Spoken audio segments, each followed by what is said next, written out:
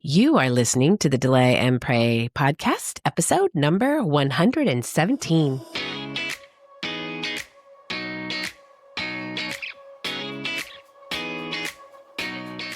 Welcome to the Delay and Pray podcast, where certified Catholic and weight loss coach Beth teaches you how to permanently lose weight through spiritual fasting.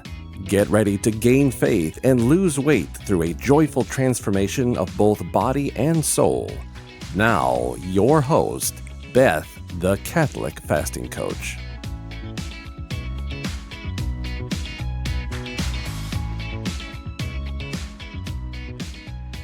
Hello, my friends.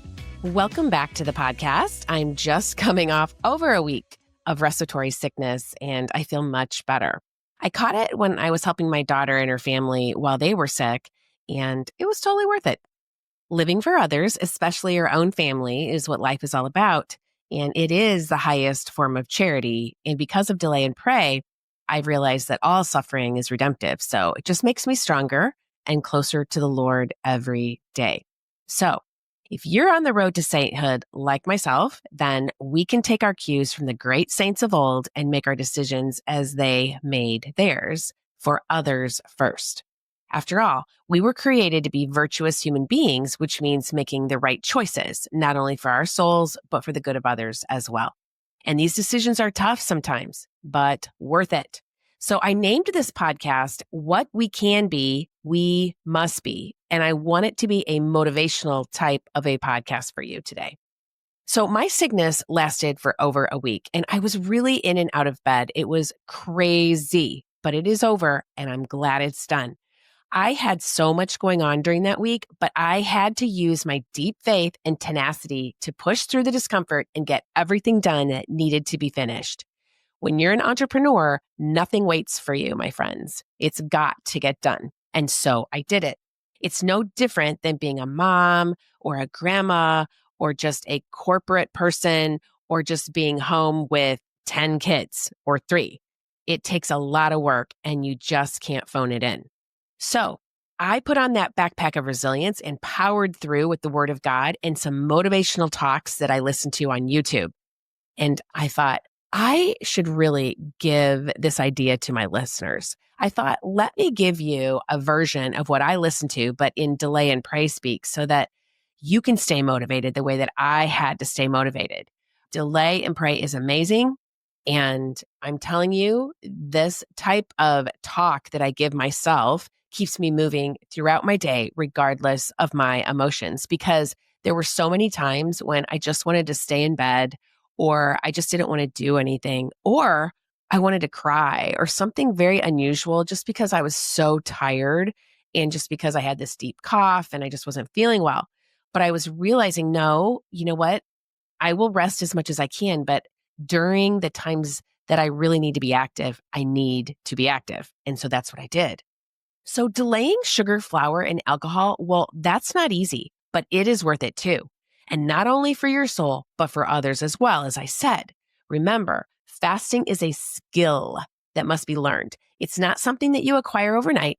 It's the same for virtue. When you try to do the right thing and be a virtuous person, you're actually denying yourself a vice, which is good. And you're picking up that virtue instead. And that's what we want to do. Virtue and vice are opposites, and we can swing between the two and sometimes not even know it. So we just have to become aware of what we're doing from day to day so that we can get to confession, rid ourselves of that sin that's turning us towards enemy territory, and then turn towards divine will instead. Spiritual fasting is more than losing weight. It helps you choose virtue and become aware of what you're slipping into, which are the vices of gluttony and sloth. Delay and Pray is not for the faint of heart, but it's for those people who are striving to be resilient in this life. This is a life of virtue. A life of virtue is a resilient life. So what is the definition of resilience? It's the capacity to withstand or recover quickly from difficulties. It is toughness. It's the ability of a substance or object to spring back into shape, as in elasticity. Oh my gosh, that is so interesting. To be able to have the faith to bounce back from illness or setbacks or seasons of adversity. That's resilience. And you can do it too.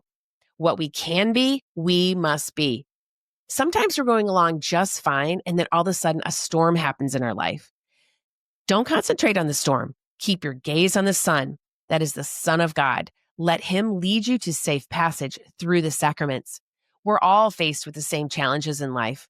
Face them with confidence in the Lord that he has provision, protection, and promise over your circumstances. Remind yourself that he is always working in your life, as in John 5:17. He needs you to do the work too. The Lord asks us to fast and pray. He says when we pray, when we fast, when we give. So why do we think we can scoot by it and think it's too hard to figure out? No, don't do that. Why do we let our weight struggles get in the way of our faith life and just give up? Don't do that. Maybe it's because we're afraid of dealing with the pain, so we would rather numb it. Yeah, I think that's it. But there's no room for that anymore, not in a life of resilience. The first step to succeeding is dealing with that pain and becoming aware of what we're doing. It means going to the party and just drinking water. Not all the time, just when appropriate. If you can do that, you can do anything. If you fail, that's okay because you're learning about yourself. When you reach for something out of impatience, then you are reaching for vice. Just be aware that you're doing this and resolve in your heart to change it over time. When we reach for vice, we are being selfish. But when we reach for virtue, it's always about others. So be a person for others.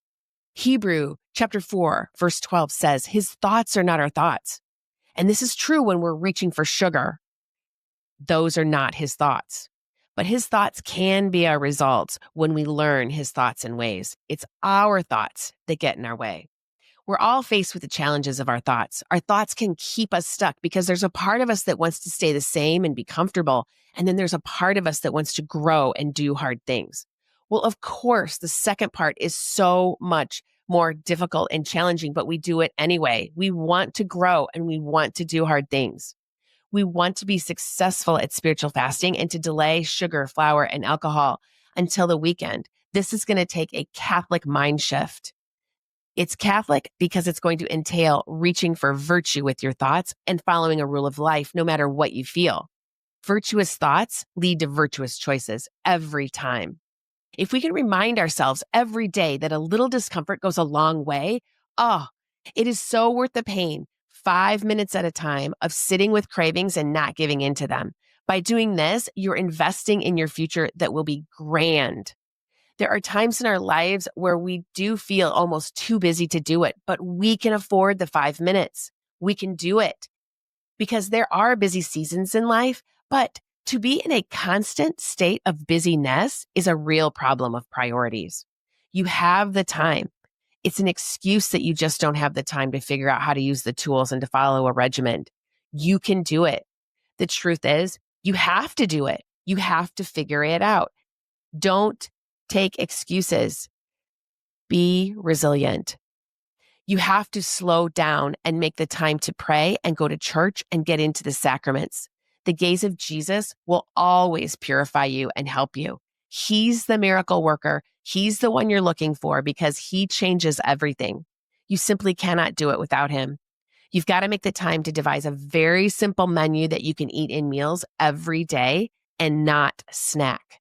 You must make exerted effort to understand your relationship with time and with food. This is about becoming very patient and very holy. It's about using your time wisely and possibly slowing down and delegating many of the things you do. It may be about stopping the phone scrolling or stopping watching too much TV. It may be more about connecting with friends and working out than sitting on the couch. It may be about living a more full life than spending it binging on junk food. Time is your friend, and actually, food is your friend too, but in small amounts. Think about time and food this way. Also, think about movement. You've got to figure out how to move your body and exercise after every meal and beyond, whether that's going for a walk or doing some push-ups, some planks, or even some knee-ups. Just move after that meal. This helps your body by using up the glucose in your system instead of storing it as fat. It also helps your mind and body release neurotransmitters called endorphins, endocannabinoids, and dopamine. There is so much research on this now. These chemicals can improve your mood, reduce stress, and help with depression and anxiety, and help your insulin resistance, which is what we're trying to get rid of. When you don't feel like fasting or exercising, do not go with your feelings. Just move your body and distract yourself from the food. And when food calls your name, tell it that you're not there. You are not listening. If you eat or drink the thing, well, okay, nuke chapey. Just get up and try again. Now, you are responsible for motivating yourself. Search for motivational speeches on YouTube. Find the one that helps you stay fasting. They all talk about failure as part of life, but you can't stay there. This is so important. Fear of failure can zap your motivation, and you must understand that fear comes out of your mind, often from the evil one. It isn't real. Fear stands for false evidence appearing real. It's all in your mind. You're going to fail, but that is part of learning. Remember, you're going to fail, but you are not going to lose because you're either winning or learning. Are you willing to learn? Are you willing to take an entire year, the entire year of 2025, to learn how to lose this weight for the very last time and become healthy and holy again? Are you willing to fail yourself there? Because failure builds the virtue of humility, and you have to begin now. What we can be, we must be. Resilience is about deciding to work for a goal and then going for the goal no matter what the obstacle. Just like building a business takes time, years really, losing weight while spiritually fasting is also going to take time, years maybe, and resilience. It's going to take prayer and it's going to take work. No one's going to do it for you. You are responsible for your results. So you need to get up and do it no matter how you feel. Especially if you're 55 or older, you must remember that there are 20, 30 more amazing years ahead of you to keep building a beautiful life. You can get healthy. You can get holy. You can lose weight. Last night, I sat next to an 84-year-old couple at a Super Bowl party. They are amazing. They're actually my neighbors.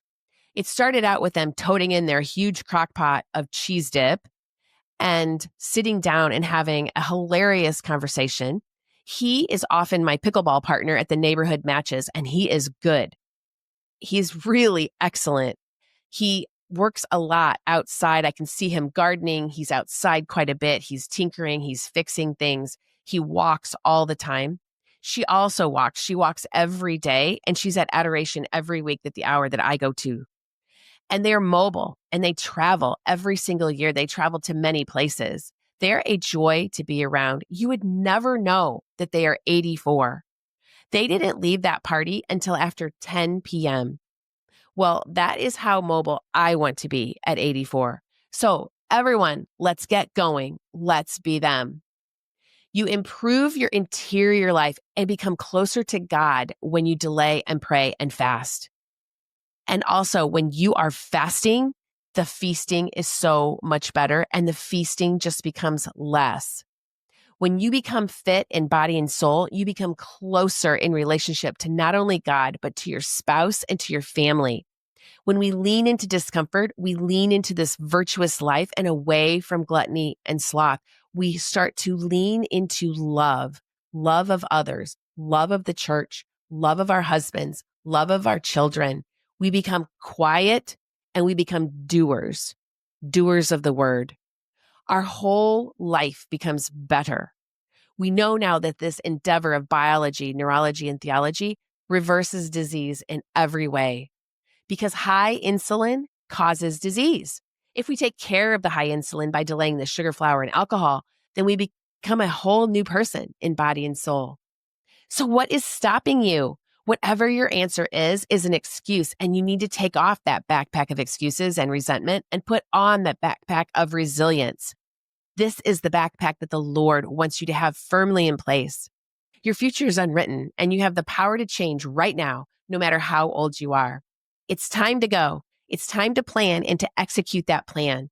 God has gifted you with this life, and you only have one chance to live it. So live it. What we can be, we must be.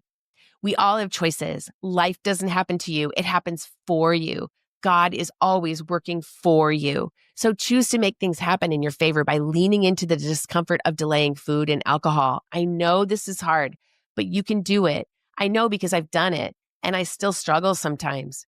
But I am now metabolically flexible, which means I can go in and out of sugar burning and be fat adapted most of the time. During the week, I do not consume flour, sugar, or alcohol. And if I do, it's in a very small amount and it is planned. Then on the weekends, I plan a little bit of sugar burning if that's what I'm going to do. But I'm also learning to feast in so many different ways than with sugar, flour, and alcohol. This makes me what scientists call metabolically flexible, a very healthy metabolic system that is helping me hopefully live a much longer life and be very holy. I do hard things all the time because doing hard things helps everything and increases my dependence on God. You also must have a strong why. We talk about this all of the time, but you have to keep it in mind at all times. Your why is your motivation when the discomfort comes. It will keep you on course with the support of your community. You need both. You must be passionate about your why. In Delay and Pray, we have two whys, a physical goal and a spiritual goal. There is a passion in those whys, deep down, gut-wrenching, soul-burning passion. Do not negotiate with health and going to heaven. These things should be ultimate, non-negotiable. There are a couple women in my course who have lost their husbands in their 50s and 60s. Now, these were not fit men. They negotiated with their health, and they lost, leaving behind grieving wives and families to soldier on without them. And heaven? Well, I hope they did not negotiate with that too. I don't know. But that's not what I want for myself or my husband, and I talk to him about it all the time. I want him to be healthy and holy and to be around with me for a very, very long time. And I think he's finally taking it seriously. Here's the thing. Health, metabolism, and longevity are possible at any age. What I am learning is that ketones actually give back vitality by supercharging our mitochondria. And then intermittent fasting helps take the trash out of those said mitochondria. You want both to be happening. Yes, you heard it. Ketosis and intermittent fasting can build excellent metabolisms and reset your body chemistry, adding more than just days to your life, but vitality and beautiful days to your life in both happiness and holiness. But you are going to need and believe in tremendous whys. Health not only means a vibrant body, but a vibrant mind. I'm telling you, when you are metabolically flexible, it is goodbye brain fog and body aches. And if God allows, I'd like to spend the next 30 years with my husband hiking, biking, praying, helping, and building a life filled to the brim with activity and Christ-centered work for others. I'd love for us to be side by side as long as possible, healthy and holy. No sugar, flour, or alcohol is worth trading for that. So begin with your weight and someone to pray for. Your weight is the most visible thing about you. And if you are overweight, then your metabolism is not what it should be. We know that now. Someone to pray for is also absolutely imperative because it takes the pressure off of you and helps you form the virtue of charity, doing things for others. Your weight loss is about helping others. Once you can take this Catholic mind shift into virtue of others, you will win. I mean, do you really want to leave your wife alone for the next 25 years if you are a husband? Is that daily whiskey and Coke really worth it to you? Yeah, I would say no, it's not. So do it for her. And I can turn it around to all of the women out there and say, do it for him. Begin with delay and pray, and don't stop until you are fit in both body and soul. You need both, and people around you will be watching how you're doing it, and they're going to want to do it too, including your spouse. So once you have these whys in place, you're going to need a community for support and a good coach. When adversity comes, you will want to give up. I know this is what happened to me last week when I was sick. I did not let it take the best of me. I did not give up. I have coaches and I have a community, and they rallied around me to keep me going. In our community, we share wins and failures. We share all the ways to get up and get going again. You not only share a commitment to the goal in these communities, but learn ways to stay on course and manage our mind through adversity. We share miracles that happen every day in our lives, and this is so motivating. We do not have to let sugar, flour, and alcohol run our lives. No, it's simple, really, because we've become addicted and attached to food and alcohol as our pleasures in life, and we're kind of realizing this and realizing that we just don't want to live this way anymore. There is so much more in store for you, especially in the golden years beyond sugar, flour, and alcohol. You can run your life again, adding in those things just occasionally if you want to, but never again as self-soothing substances. You must lean into that hardship. In Luke 6:20-21, it says, "Blessed are you who are poor, for yours is the kingdom of God. Blessed are you who are hungry now, for you will be filled." Get hungry now for others.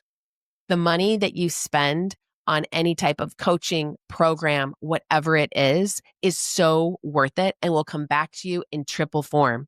First of all, you don't eat as much. Second of all, you don't drink as much. And third of all, you're much happier and you get outside and you're just much healthier too. Once you get those ketones flowing, life is just better. You can determine when you flow into and out of ketosis all you want, depending on your metabolic flexibility. Conquering addiction begins with substituting alternatives for the vices. Instead of alcohol, try Pellegrino or diet soda at the beginning. If you play it right, the pleasure from the substitute surpasses the pleasure from the alcohol and the food. And then later on, you don't even need the substitutes, just the prayer. But this does take time. This also happens quickly when you're in a community. A community support group substitutes relationships as their new source of pleasure. They help you switch out of old addicted habits for connection to people. This is how God designed us to be, addicted to people and relationships, not substances. But because of our neural pathways, we will slip back into old habits every once in a while when things get tough. That's okay. Having a community to rally around you is key to staying the course and getting back on board. Also, mirror neurons are partly responsible for new behavior. We know this now scientifically. These are special nerves that are deeply threaded within our brains. Mirror neurons help us learn by watching. In other words, we mirror behavior using our mirror neurons. This is why community works, because it activates our mirror neurons and teaches us skills to better and virtuous behavior. This also goes for our children. They're always watching us and they mirror what we're doing. Is what you're doing something you want your children to mirror? That's the question. And yes, that's something to think about. I think I do. So there you have it on motivation. What we can be, we must be, my friends. God gave us a mission here on earth. I'll say it again. Health, metabolism, and longevity are possible at any age, even 84. What I am learning is that ketones actually can give vitality back to your life by supercharging your mitochondria. Like I said before, you heard it. This really does work. Ketosis can build excellent metabolism and reset your body chemistry, adding more than just days to your life, adding vitality and beautiful days to the future that you have in front of you. My oldest client is 82 years old, and she has been with me for over 2 years. Her name is Beverly, and she's a retired doctor. She lost 25 pounds, stopped drinking, and hiked the Camino in Spain last summer with her adult children. She began her delay and pray journey at the age of 80 and is still with me today. It's time to wake up, my friends. It's time to put that backpack of resilience on and change your life for good. It's time to get fit in body and soul, lose the weight, and revitalize your metabolism. It's time to get back into church, praying and helping others. It's time to not only do it for yourself, but your families and your spouse. It's time to be all that you were created to be. Lent is around the corner. It's the perfect time to begin again, or to begin at all, maybe for the first time. Don't let it pass you by this year. It really is time to come alive in 2025 and lose that 25 pounds in 2025 for the last time. I'm here to help you, my friends. So I hope you enjoyed this podcast. If you did, please subscribe and even leave a 5-star review if you wouldn't mind, so others will hear the great message of spiritual fasting, get healthy, lose weight, and get back to the sacraments this year. Have a great week, my friends, and I will talk to you next week. May God bless you and keep you always. If you are interested in learning more about spiritual fasting and permanent weight loss, then come join my course, Delay and Pray, a 12-week guided course for weight loss through spiritual fasting. You won't go through it alone either. I will be there to coach you every step of the way. This is a group coaching program where you are part of an amazing community of like-minded Catholics who have the same goal as you, to bring about miracles while losing that weight permanently through spiritual fasting. Your purchase includes an online course detailing what spiritual fasting is, how to do it, and all the tools you need to get you the results you're longing for. Head over to my website right now at thecatholicfastingcoach.com and get the details on how to join. And don't forget to follow me on Instagram, Facebook, Pinterest, and LinkedIn to always get the latest daily information to help you keep fasting, my friends. Can't wait to see you in there. May God bless you and keep you always.